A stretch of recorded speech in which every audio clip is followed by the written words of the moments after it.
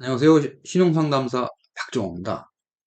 개인 워크아웃을 이제 신청 예정이 있는데 보통 신청 2, 3개월이 지나야 결정이 되는데 그럼 그때까지 독촉 우편물을 안 받아도 되겠느냐? 그리고 월급, 통장 이런 거 압류 문제는 없느냐? 이런 거거든요.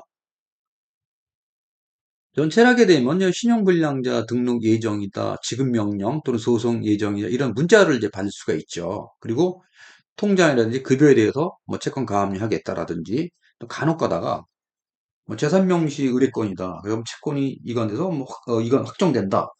이런 이제 뭐 어려운 문자를 받죠. 이렇게 되면 혹시 내 통장에 압류가 되는 거냐, 안 되는 거냐 이런 이제 이 의문이 생기는데 결론부터 말씀드리면은 개인 워크아웃 뭐 진행 절차를 보시면 알겠지만 압류는 사실 불가능합니다. 절차를 한번 보겠습니다. 채무자가 이제 신용회복위원회에 신청을 하게 되면 신청 즉시 이제 이 채권자에게 신용회복위는 통지를 해요. 접수 통지를. 접수 통지를 하면 이때부터 채권 주심이 이제 금지가 됩니다. 뒤로는 이제 뭐 기본적인 절차니까 보시고요. 동의가 있으면은 그 체결을 하고 확정 통지를 받고 이때부터 이제 채무 변제를 이렇게 하게 되는데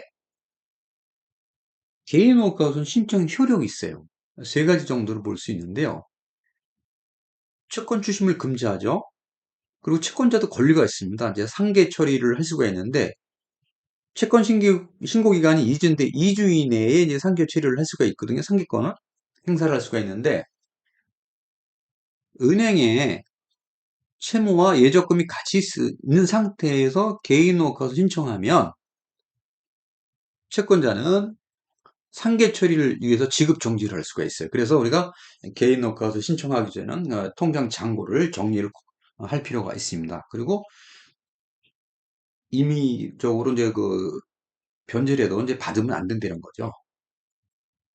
자, 채권 추심 금지. 추심 금지의 범위를 보면은 집으로 찾아오거나 회사로 찾아오거나 전화, 문자 이런 독촉을 금지하는 거고요. 가압류라든지 가처분 금지해야 되고요. 개인 워크아웃 신청 전에 이미 진행된 소송에는 이제 중단되도록 이제 노력을 해야 되고 새로운 소송, 지급 명령은 금지를 해야 되고요. 그리고 통장이라든지 급여에 대해서는 압류를 이제 금지해야 되는데 전체적으로 보면 이제 사실 포괄적 금지가 됩니다. 압류를 위해서는 이제 집행권원이라는 게 필요한데 집행권원은 보통 공정증서라든지 판결문, 이제 조정조서 이런 게 있는데 여기서는 이 건에서는 지급명령이나 이제 확정된 이 판결문인데요. 지급명령을 받기 위해서는 절차가 필요하죠. 채권자가 신청을 하면 이제 법원이 이제 결정을 해서 그 결정문을 채무자에게 이제 돈 갚으라고 이제 송달을 하죠. 그럼 채무자가 받고 이의신청, 2주 동안 이의신청 없이 가만히 있게 되면 확정이 됩니다. 그럼 법원은 채권자에다가 이 결정문을 송달을 하죠. 그래서 채권자가 이걸 받아요. 받게 되면 이때부터 채무자 재산에 대해서 이제 강제 집행을 이제 할 수가 있다는 겁니다. 그런데 지급명령은 받고서 채무자가 이의신청을 할 수가 있어요. 받은 날로부터 2주 이내에 이의신청을 하게 되면 지급명령의 결정은 사실 효력을 상실하죠. 이제 실효가 돼서 법원에서 이의신청서와 소송에 필요한 비용을 내라고 보정명령을 내리는데 이때 응하게 되면 소송으로 전환이 되는 거고 응하지 않으면 이거는 끝나는 거죠. 지급명령 이의신청을 하게 되면은 이제 신청 후 보통 뭐 짧게는 두세 달, 길게는 6개월 이상 걸리는데요. 이에 반해서 개인 노카웃은 신청에서 확정까지 보통 한 2, 3개월 정도 걸려요. 이러기 때문에 사실상 통장이라든지 급여 압류는 불가능하다 이제 볼 수가 있죠.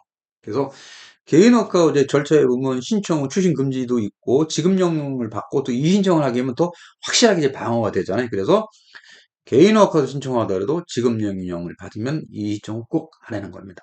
네, 이상입니다.